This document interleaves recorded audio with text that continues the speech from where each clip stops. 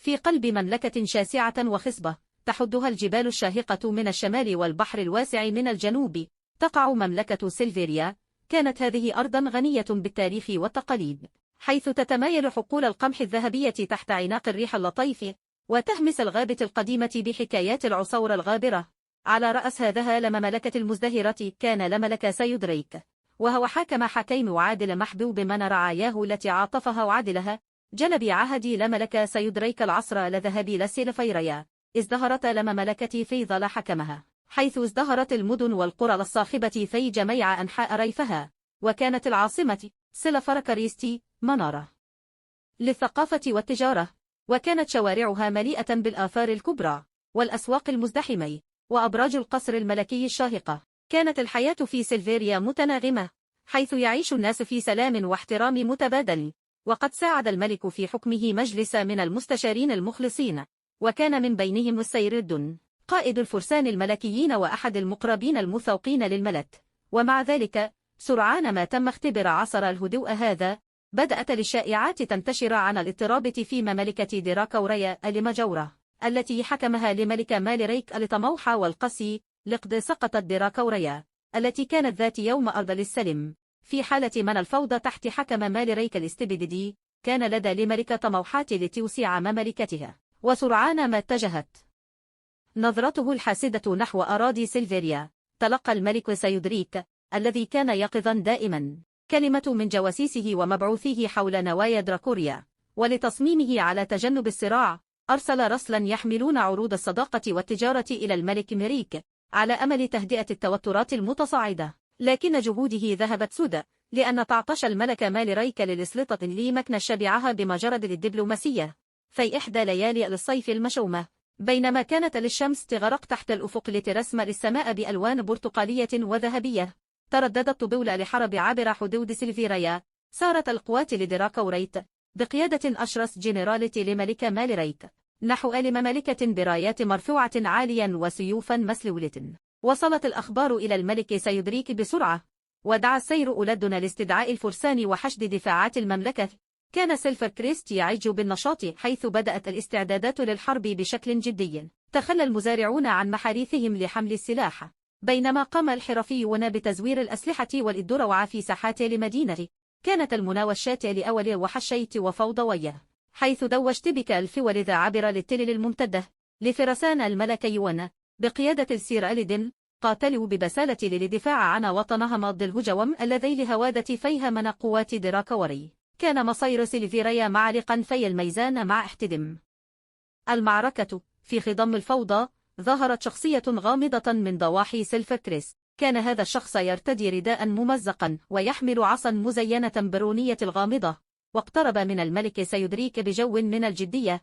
أنا ألاريك، مسافر من أراضٍ بعيدة. تحدث ذلك الشخص بصوت عميق ورنان. لقد رأيت خيوط القدر تتكشف، وأحمل بشر الأمل وسط اليأس.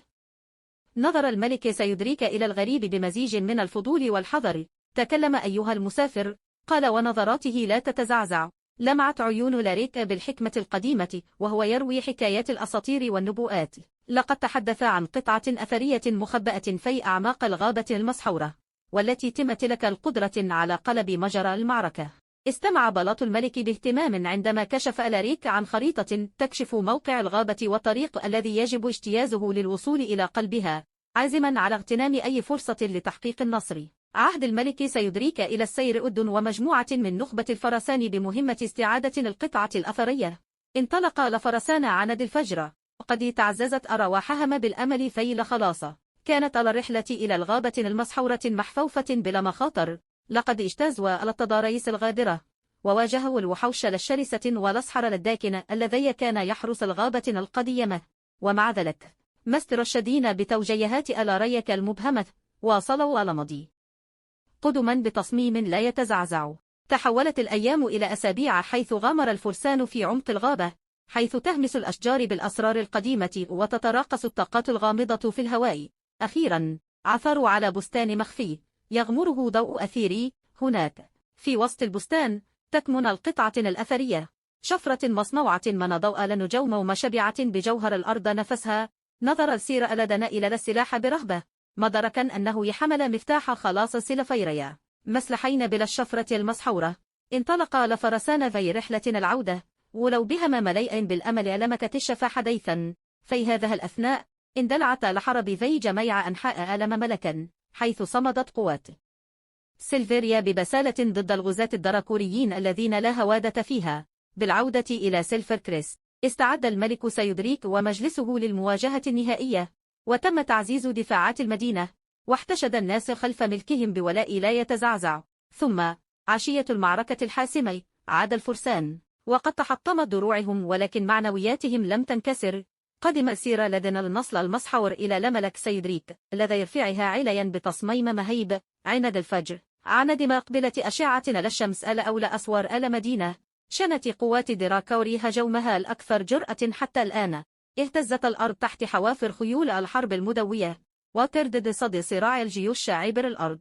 وسط الفوضى قاد الملك سيودريك والسير لدن هجوما جريئا، مستخدمين السيف المسحور بغضب عادل. تحول مدى المعركة مع ارتفاع الطاقات الغامضة للشفرة، مما أثار الخوف في قلوب خصومهم. عندما رأى الملك مريك قواته تتعثر، سعى إلى حشد قواتها بصرخات يائسة: لكن أكوان الأوان قد فات، حيث ثبت أن الشجاعة وتصميم ألم دفاعين عن سيلفيريا لا يمكن للتغلب عليهما. عندما بلغت الشمس ذروتها، تم إرجاع قوات الدراكوريين إلى الوراء، وتحطمت صفوفهما وتحطمت معنوياتهم. انسحب لملك مالريك المهزوم والمتواضع، مع ما تبقى من جيشه تاركا سيلفيريا منتصرا. ابتهج شعب سيلفيريا عندما انتشرت أخبار انتصارهم. خاطب الملك سيودريك رعاياه من على درجات القصر الملكي، وكان صوته يرن بالفخر والامتنان.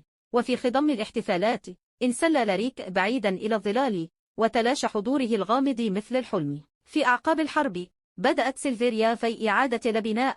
شفيت ندوب المعركة ببطء. خرجت يلم ملكة أقوى وأكثر اتحادا من أيوتي مضى. كان لملك سيودريك الذي كان ممتنا إلى الأبد لأولئك الذين وفوا بجانبه. ضمن عودة السلام والازدهار إلى كلا ركن من أركان مملكتها الحبيبة. وهكذا صمدت مملكة سيلفيريا، وهي شهادة على صمود شعبها وروح حاكمها التي لا تقهر. وظل النصل المسحور رمزا للأمل والتصميم، وتذكيرا بالشجاعة التي انتصرت على الشدائد. في سجلات التاريخ سيتم سرد قصة شجاعة سيلفيريا للأجيال القادمة، مما يلهم كل من سمعها للإيمان بقوة الوحدة والصلاح.